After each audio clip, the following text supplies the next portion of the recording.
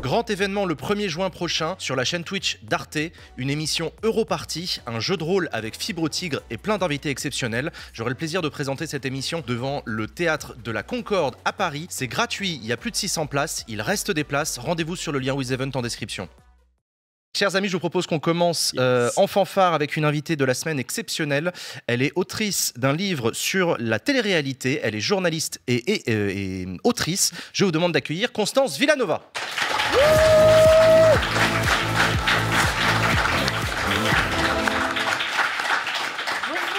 Bonjour Constance. Bonjour. Est-ce que tu vas bien? Ça va super. Je suis très contente de t'accueillir sur le plateau de Backseat. Merci d'avoir accepté notre invitation. J'ai mis du temps, hein. J'ai réfléchi beaucoup et j'ai fini par dire oui. C'est vrai que c'est une émission subversive. Bah, je... C'est compliqué, intense. Il y a des pièges. Il y a des traces sur Internet après.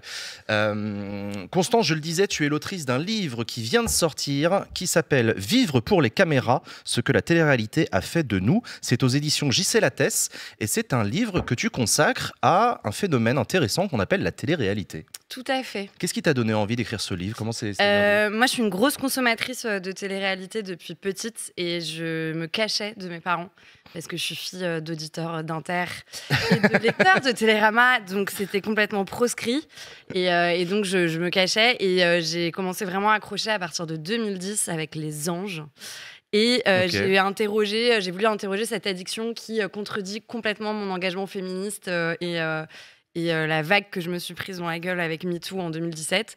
Donc voilà, le point de départ, c'est la contradiction entre cet engagement et ma surconsommation de ces programmes qui sont quand même ultra sexistes et problématiques. Qu'est-ce que tu appelles télé-réalité? Où est-ce que ça commence, où est-ce que ça s'arrête? Est-ce qu'il y a des programmes qui rentrent, qui sortent? Comment... Alors, tout est télé-réalité. En fait, la télé-réalité, elle est partout. C'est à la fois Koh-Lanta, Top Chef, The Voice, Masked Singer. Mais moi, c'est News. Ouais, c'est News, c'était PMP. Non, mais celle à laquelle je me suis consacrée vraiment, c'est les émissions quotidiennes de vie collective. Ok. Et donc, c'est ce qu'on appelait autrefois la télé-réalité d'enfermement. Qui n'est plus de l'enfermement parce que maintenant ils vont faire du paddle à l'extérieur et ils vont en boîte de nuit et donc c'est celle qui passe sur la TNT à 17h30 à l'heure du goûter, les Marseillais, la Villa des Cœurs Brisés, les Anges, les Princes de l'amour, les Princes et les Princesses de l'amour, ma passion, voilà tout ce qui est en fait l'idée c'est mettre 15 jeunes dans une villa et les voir s'engueuler généralement. Mais à quel moment tu t'es dit que tu allais en écrire un livre? Parce qu'en tant que journaliste, j'ai commencé à écrire des enquêtes à ce sujet-là quand il a commencé à avoir des révélations sur les violences sexistes qui se passaient dans ce milieu. Et je me suis dit que je voulais pas faire qu'une simple enquête, je voulais montrer dans ce livre que la télé-réalité nous avait tous et toutes influencés, même ceux qui ne la regardent pas. Et je voulais interroger aussi comment toutes ces images que j'ai vraiment surconsommées avaient... construit un peu la trentenaire que je suis, pleine de contradictions, féministe, mais qui passe sa vie à la salle de sport pour éviter le vieillissement, voilà, ce genre de contradictions. Est-ce qu'il y a des... Est-ce que c'est... Tu l'as dit, c'est effectivement une télé qui est considérée comme vulgaire, qui est considérée comme méprisable par l'intelligentsia. Est-ce qu'il y a des travaux de chercheurs qui s'intéressent à ce phénomène? Oui, il y en a. Alors, il y en a quelques-uns, mais même dans la recherche, ce corpus est snobé. C'est ça qui est hyper intéressant, c'est que déjà c'est un angle mort médiatique, c'est un angle mort militant et c'est un angle mort universitaire. Alors il y a Nathalie Nadeau-Albertini qui est l'une des rares chercheuses qui travaille dessus, qui est sociologue et sémiologue. Il y a François Jost qui s'est intéressé au loft, donc, mais ça a 20 ans. Et il y a une super chercheuse qui s'appelle Maureen Lepers, qui est docteur en audiovisuel et qui est prof à Paris 3 et qui a participé à un épisode de podcast de Binge Audio qui s'appelle Les Anges hétéros de la télé-réalité, que je vous conseille, qui est hyper intéressant. Ok, cool. Mais c'est méprisé et ceux qui essayent de spécialiser là-dessus me racontaient à quel point leur mémoire, leur sujet d'étude était mal vu par leur père. Après, il y a une nouvelle génération qui sait que la pop culture que la culture de masse, c'est aussi un objet d'étude. Et donc, il y a de plus en plus de mémoires et d'étudiantes particulièrement qui consacrent leur mémoire à la télé-réalité. Sacha ? Du coup, pour contrer un peu ce snobisme vis-à-vis de la télé-réalité, est-ce que tu peux nous expliquer pourquoi ça a de l'importance d'étudier la télé-réalité, oui, en tant que un objet d'étude sociale, en fait, et pourquoi c'est important ou pas de le rattacher à la société? Est-ce que c'est pas trop en faire aussi que de trouver des liens avec la société tout le temps dans tout, tu vois? En fait, on peut pas éviter la télé-réalité, et moi, ce que je défends, c'est pas forcément les programmes en tant que tels, c'est que ces programmes-là toxiques, on les a laissés à 17h30 tous les jours être diffusés pendant 20 ans, en fait. Et parce que les médias n'ont pas joué leur rôle et parce que les médias n'ont pas alerté particulièrement les parents qui ne sont pas là à 17h30 pour regarder ce que leurs enfants regardent et pour vérifier, on a laissé ce discours toxique infuser toute la société, en fait. Et donc, c'est un objet d'étude important parce qu'il est à l'intersection de toutes les luttes. Bon, évidemment, de la lutte contre le sexisme, mais on rappelle que c'est des castings qui sont très blancs. Il y a très peu de candidats noirs. Donc, et il y a eu beaucoup de réflexions racistes sur des tournages. La lutte aussi contre le mépris de classe et le classisme, parce que c'est des programmes qui capitalisent sur le mépris de classe. Depuis Loana, la gagnante du Loft en 2001, chaque boîte de prod cherche sa Loana et donc vont chercher... La poule aux œufs d'or qui va rapporter pendant et donc vont aller chercher dans les classes populaires et vont faire des séquences sur les fautes de français, les tests de culture générale, moquer les accents régionaux. C'est aussi un objet d'étude très intéressant pour disséquer aussi tout le discours homophobe, lesbophobe, transphobe qui infuse aussi la société. En fait, c'est un miroir grossissant de toutes les failles de notre société. C'est pour ça que c'est intéressant à observer. Et encore une fois, je ne défends pas ces programmes-là. Et je vois dans le chat, oui, je n'ai pas parlé de Valérie Robert aussi, mais Valérie Robert qui a écrit, qui est vraiment celle qui a vulgarisé le sujet, particulièrement sur les réseaux sociaux, et qui a écrit ce super bouquin qui s'appelle Télé-réalité, la fabrique du sexisme, sorti aux Insolentes, et qui est vraiment une précurseuse en termes de vulgarisation.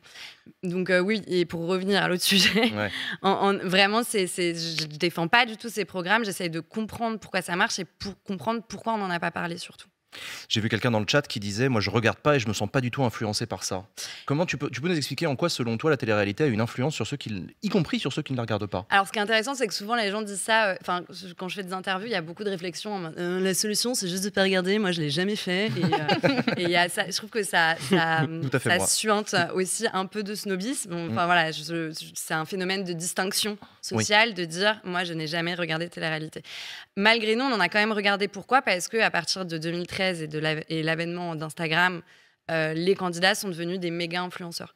On parle de candidats qui ont parfois des 6-7 millions d'abonnés. Donc on a forcément vu leur contenu dans notre fil Instagram. Et puis surtout, ça influe dans notre langage, ça influe sur la façon dont on va percevoir le corps féminin aussi. Voilà, même sur les codes de la télévision en général. Par exemple, vous savez, le gimmick du confessionnal où il y a ce candidat face cam qui va raconter sa journée et redire ce qu'on a déjà vu d'ailleurs. Ça se retrouve maintenant dans les documentaires. Et puis, ça a aussi influencé la façon de nous mettre en scène. Maintenant, avec notre smartphone, grâce aux réseaux sociaux ou à cause, on peut tous être candidat de notre propre télé-réalité. L'exemple que je donne à chaque fois, c'est Poupette Kenza, qui est cette influenceuse... Quoi, qui donne la nausée, apparemment. Je ne suis pas un poupettos. Ne me regarde pas comme ça, Constance. Je vous regarde tous. Après, c'est vrai que je connais les aventures de Seyana, Alan. Mais voilà. Elle a dû voir toutes nos mines consternées. Qui est la plus suivie de Snapchat et qui a fait de sa vie privée une télé-réalité. On la voit faire ses courses à grands frais. On la voit parler de ses hémorroïdes tout en coiffant ses enfants. Et en fait... c'est pareil pour le phénomène, pour nous, la mise en scène de notre mise en scène. Je pense au crying selfies, le fait maintenant de se prendre en photo en pleurant, de chroniquer sa rupture tous les jours, de mettre des séquences et de faire des edits sur TikTok. En fait, la télé-réalité, elle a créé un jeu JE surdimensionné et elle a fait du narcissisme une valeur en fait reconnue et positive. Est-ce qu'on n'accorde pas trop d'importance à la télé-réalité lorsqu'on se dit en disant qu'elle est le reflet de la société ? Est-ce que la télé-réalité essaye même d'être le reflet de la société ou est-ce que c'est complètement mis en scène par les boîtes de prod ? Je pense que c'est les deux. Enfin, ça dépend de quelle télé-réalité on parle, en fait. Et je pense que les deux s'influencent. C'est-à-dire la télé-réalité s'inscrit forcément dans une société donnée, une société qui est patriarcale et donc le sexisme y est exacerbé. Comme je dis, c'est un miroir grossissant selon moi. Et en plus, elle va l'influencer. Donc, en fait, c'est une sorte de cercle vicieux. Léa ? Moi, je me posais la question, c'est quelque chose évidemment qui t'a pas échappé. Qu'est-ce qui fait qu'on est autant fasciné par ça, tu vois, et par finalement le quotidien des gens qui est pas si excitant que ça, la vie des autres qui est pas si excitante que ça, savoir qu'ils font caca à telle heure et qu'ils se brossent les dents comme ça, enfin je veux dire, c'est quand même dingue quoi. Comment on peut expliquer ça ? En fait, je pense que déjà, comme c'est dans télé-réalité, il y a réalité, donc on va s'accrocher plus et s'attacher plus aux personnages parce que, alors maintenant c'est devenu des semi-comédiens parce que c'est très scripté, mais on va s'attacher aux personnages qui sont censés être réels, censés être vrais et authentiques. Et l'authenticité, ça plaît énormément. Donc on va s'attacher à ces personnages-là qui, en plus, auparavant, ne faisaient qu'une télé-réalité et retournaient à leur vie normale. Maintenant, être candidat, c'est un métier. Donc tu vas suivre Maëva Guénam dans les Marseillais, dans le cross, dans la Villa des Cœurs Brisés, sur ses réseaux sociaux. Enfin, la narration, elle est perpétuelle, en fait. Donc tu t'attaches à ces personnages-là. Et puis, les scénarios mis en place, les stimuli mis en place font que c'est des séquences. Il y a de la séquence en permanence et en fait ça marche très bien. Il y a du teasing avant la pub, après la pub, entre les épisodes. Et je pense aussi que c'est d'une telle violence et d'un tel sexisme et d'une telle vulgarité parfois que il y a un côté un peu cathartique de dire en fait je ne peux pas faire ça dans la vie et ça me soulage de voir ça. Tu penses qu'il y a un petit phénomène d'identification aussi ? Oui, je pense qu'il y a un phénomène d'identification, il y a un phénomène aussi de répulsion. Par exemple, il y a beaucoup de gens qui vont regarder la télé-réalité pour se distinguer des classes sociales qui la font, en se rassurant et en se disant moi je ne suis pas comme ces gens-là. Donc il y a plein d'explications. En tout cas, ce qui est sûr, c'est qu'on a tous honte de regarder ces programmes-là. Et donc on est tous un peu snob par rapport à ces programmes-là. Et pourquoi on est snob, encore une fois, c'est parce que c'est les classes populaires qui sont mises à l'écran. Et il y a peut-être le côté aussi, tout le monde peut devenir une star en fait. Oui, il y a ce côté-là. La télé-réalité, elle a bouleversé notre rapport à la notoriété. En fait, avant, il fallait... il y a les télécrochets évidemment, mais maintenant, il n'y a plus d'autre talent que d'être soi-même. Et donc, c'est un tremplin formidable pour ceux qui veulent devenir célèbres et qui ne savent pas chanter, danser. Après, il faut quand même un certain talent pour faire 10 ans de télé et une intelligence sociale pour réussir à se bâtir un empire. Alors, je ne défends pas le modèle ultra-libéral des influenceurs de télé-réalité, mais voilà, il y en a qui jouent aussi les douces idiotes pour créer de l'empathie, mais qui derrière sont des vrais businesswomen. C'est intéressant ce phénomène de professionnalisation, pardon d'enchaîner, mais c'est fou quand même de voir comment ça s'est professionnalisé en fait. C'est devenu un tremplin en fait, la télé-réalité maintenant. Bah oui, c'est ça, tu parlais de méga influenceurs, ils ont été lancés par la télé-réalité et ensuite ils ont prospéré sur les réseaux sociaux. Je me permets, en réalité, c'est plus vrai, le circuit de tremplin, c'est plus vraiment le cas parce que le circuit des candidats de télé-réalité s'est fermé en fait depuis quelques années, puisqu'il y a le recyclement des candidats d'émission en émission. Donc, et compliqué aujourd'hui de se dire ça peut être un tremplin pour moi, surtout que maintenant les casteurs ils vont sur Instagram pour aller caster les mecs. En fait, il y a eu plusieurs phases. Avant, c'était des castings sauvages, donc en boîte de nuit pour aller chercher des Loana, donc des gogo danseuses. Et il y avait une étude du CSA. Il y a qu'une étude qui est sortie en 2014 qui montrait que la majorité des candidates étaient issues du monde de la nuit ou étaient conseillères de vente, barmaid et gogo danseuses. Ensuite, il y a eu les castings sur les réseaux sociaux. Il y a une casteuse, par exemple, elle m'a dit qu'elle trouvait les candidats sur des applis de rencontres et je trouvais ça assez marrant. Je te confirme. J'ai une pote qui est casteuse et qui est sur les applis de rencontres pour ça. Alors qu'elle est maquée. Parce que tu vois que c'est des gens qui cherchent un peu l'amour et des aventures. Et maintenant, c'est vrai que ça se fait beaucoup plus sur les réseaux sociaux. Autrefois, la télé-réalité servait de tremplin pour créer une communauté, sachant que les candidats gagnent plus en placement de produits qu'en tournage. Maintenant, ils vont aller chercher des influenceurs pour faire de la télé-réalité. En fait, ça s'auto-alimente complètement. Les politiques s'étaient intéressés à la télé-réalité au moment du Loft. Cet énorme phénomène qui a été le Loft en 2001, ça avait fait polémique. Et depuis, plus rien. J'ai jamais entendu de politique s'intéresser à ça. Si, il y a eu Frenchy Shore quand même. Il y a eu la ministre de la Culture qui a soulevé donc Frenchy Shore, qui est une émission de télé-réalité qui est la plus trash, l'émission la plus trash de ces 20 de l'histoire finalement.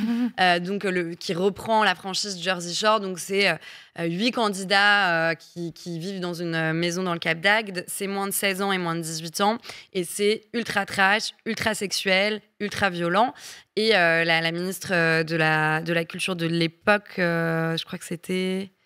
Rima Abdul-Malak. Oui, c'est ça, Rima Abdul-Malak avait dit dans les colonnes du Parisien que c'était inquiétant et que ça permettait aux ados d'accéder au porno. Donc, je pense que les ados n'ont pas attendu Frenchy Shore pour regarder du porno. Surtout que les scènes de sexe étaient floutées.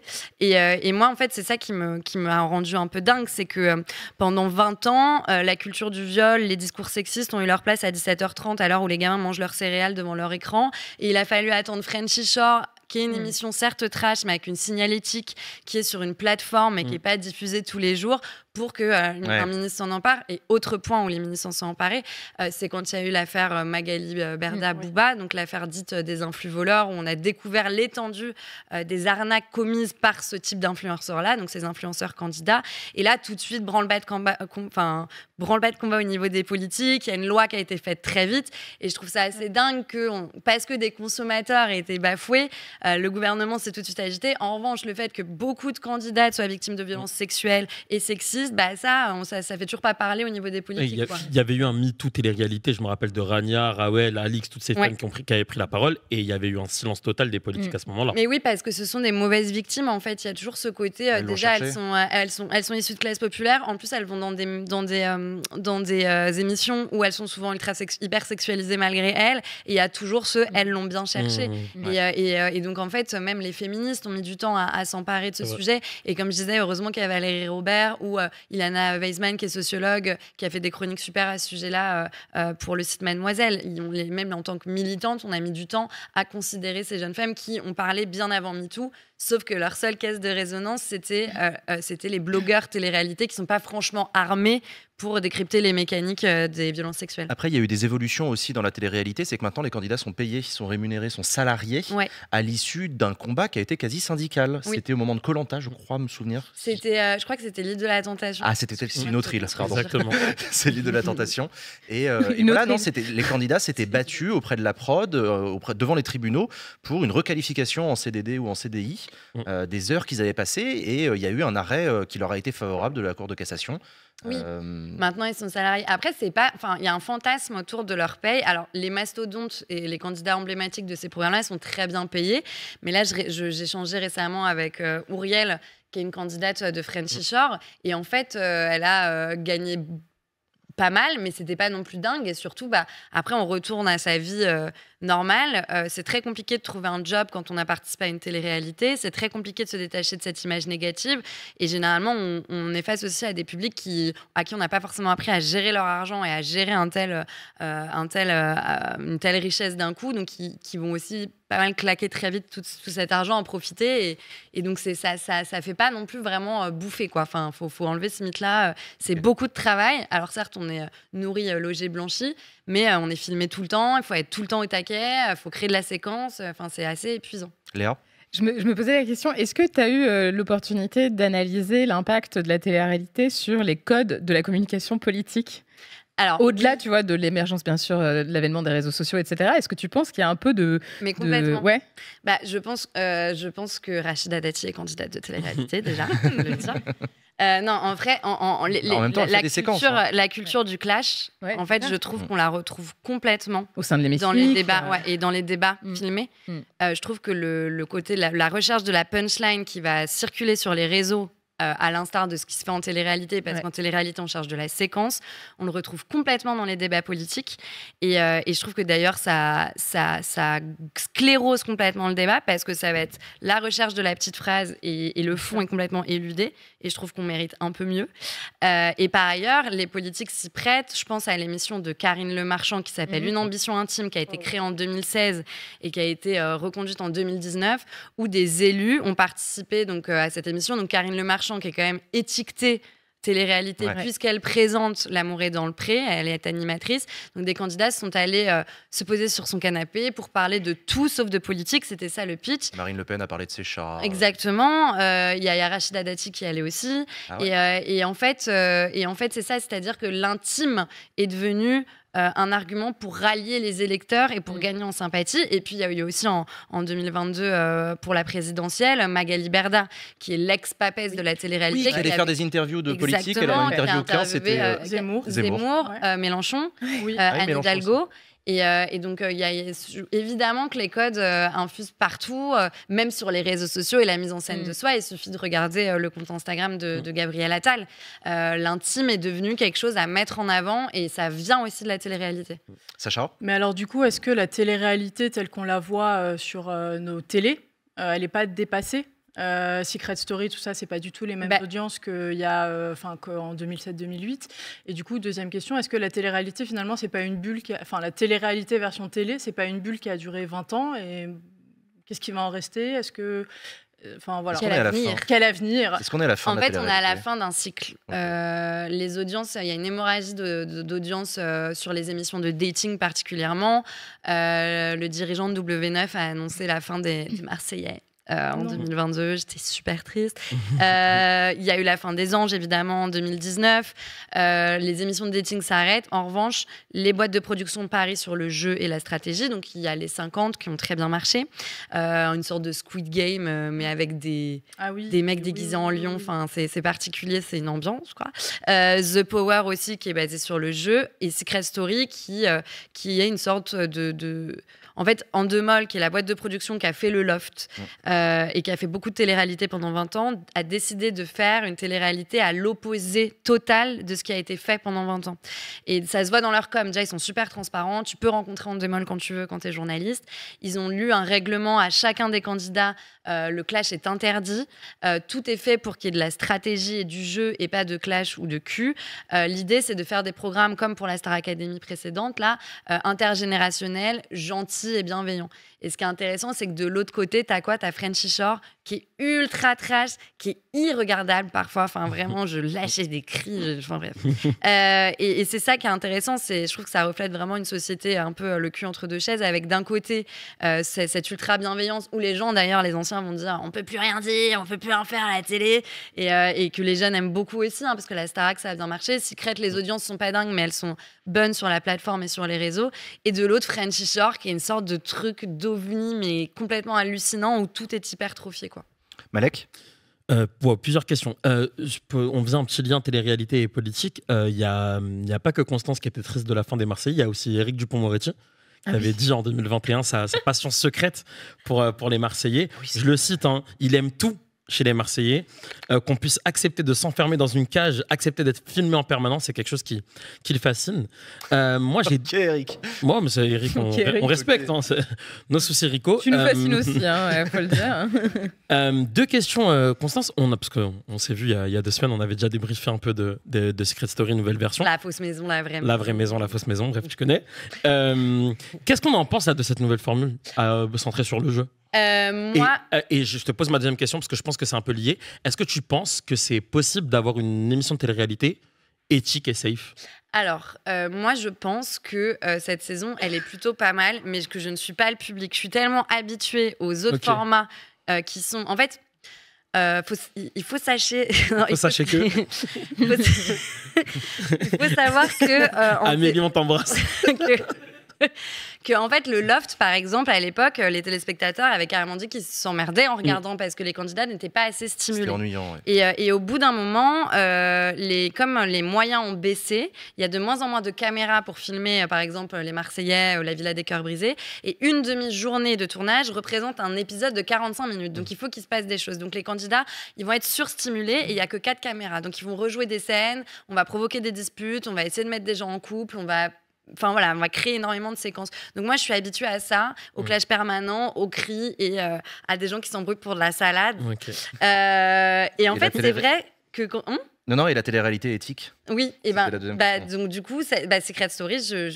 Cette année, on y est un peu. On y est parce que c'est plus lent. En fait, on revient à quelque chose de plus... où la temporalité est plus lente et où les gens sont gentils. Alexis et Zoé, ça a l'air safe, c'est cool, ça se passe bien. Non, mais, et pour le coup, j'ai vraiment l'impression qu'ils sont encadrés.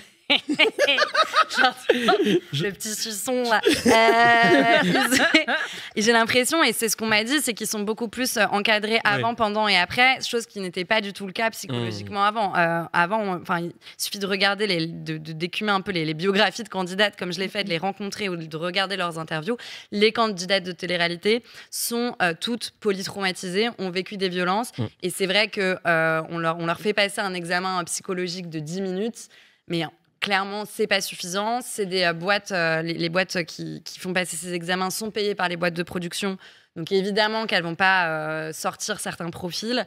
Et donc il n'y a pas de suivi avant. Et c'est des candidats très très fragiles. Là, on voit qu'ils ont fait beaucoup plus attention à qui ils mettent dans cette vraie fausse maison. On sait pas. Est-ce que tu as déjà regardé ma télé-réalité préférée, les questions d'actualité au gouvernement?